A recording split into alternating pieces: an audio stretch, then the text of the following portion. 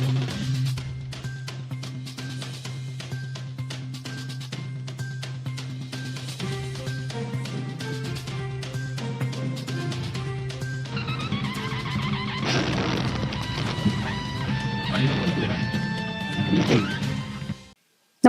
आपण पाहता हिरकणी न्यूज.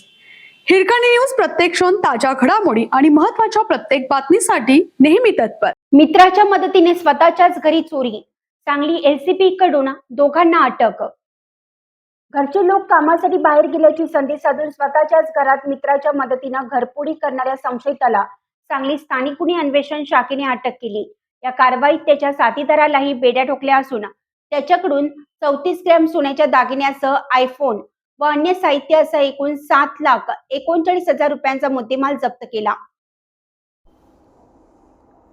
दीपेश बाळासाहेब पाटील वय वर्ष 25 आणि महेश कुमार खंडेराव पाटील वय वर्ष 39 दोघेही राहणार बिसूर तालुका मिरज अशी अटक करण्यात आलेल्या संशयितांची नावे आहेत.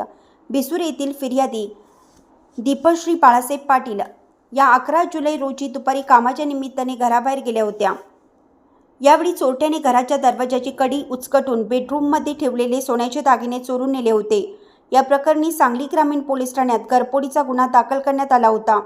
गुन्ह्याचे गांभीर्य ओळखून पोलीस अधीक्षक तुषार दोशी व अप्पर अधीक्षक कल्पना बारवकर यांनी स्थानिक गुन्हे अन्वेषण शाखेला समांतर तपास करण्याचे आदेश दिले होते. त्यानुसार एलसीपीचे पोलीस निरीक्षक संजीव झाडे यांच्या मार्गदर्शनाखाली पथक तपास करत होते.